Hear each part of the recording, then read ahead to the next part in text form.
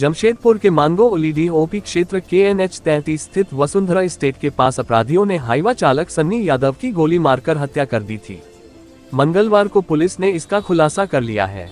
इस मामले में पुलिस ने 7 अपराधियों को भी गिरफ्तार किया है। गिरफ्तार आरोपियों में प्रवीर सिंह उर्फ छोटू, राहुल सिंह उर्फ राहुल बच्चा, अर्जुन महतो उर्फ अर्जुन बच्चा, राहुल राय, अभिषेक शाह, रौनक शर्मा और आशीष बर्मन शामिल है। पुलिस ने आरोपियों के पास से 3 देसी पिस्टल, 3 देसी कट्टा, 11 जिंदा गोली, घटना में प्रयुक्त 2 बाइक और 1 ऑटो बरामद की है। घटना को अंजाम देने के बाद हाईवे की ओर भागे। एसएसपी किशोर कौशल ने बताया कि भाई का बदला लेने के लिए कि सन्नी की हत्या की। एसएसपी किशोर कौशल ने बताया कि प्रदीप सिंह की हत्या का बदला लेने के लिए सन्नी की हत्या की थी। प्रदीप के अनुसार कुछ दिनों पूर्व सन्नी उसके घर आकर हंगामा कर रहा था। इसके बाद से प्रवीर ने अपने साथियों के साथ सन्नी की हत्या का प्लान बनाया।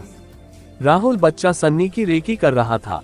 एनएच पर सन्नी को अकेला देख राहुल बच्चा ने फोन पर जानकारी दी। इसके बाद एक बाइक पर सवार होकर राहुल सिंह और अर्जुन के साथ पहुंचे और सन्नी पर फायरिंग कर दी। राहुल सिंह बाइक चला रहा था और प्रवीर बीच में बैठा था।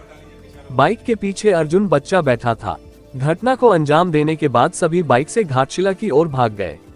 जमशेदपुर से रॉकी कुमार की रिपोर्ट।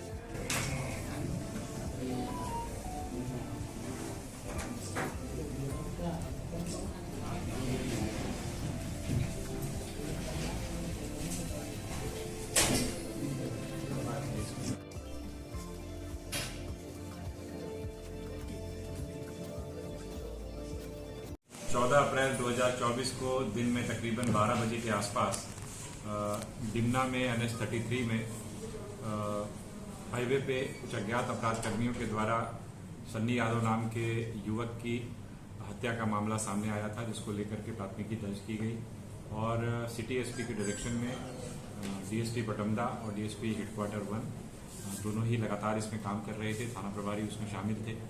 एक SIT उसी समय गठित की गई थी और इसके द्वारा त्वरित कार्रवाई करते हुए सर्वप्रथम 2 अपराध कर्मी जो इसमें शामिल थे, अभिषेक शाह और रौनक शर्मा, इन दोनों को घाटशिला से ये दोनों वहां पर हिरासत में लिए गए और उनके से जब कड़ाई से पूछताछ की गई तो उनके द्वारा बताया गया कि जो शेष अपराध कर्मी इसमें शामिल हैं वो बिरसा नगर थाना क्षेत्र में हुरलुम गांव में एक ईटा भट्टा के पास में छुपे हुए हैं।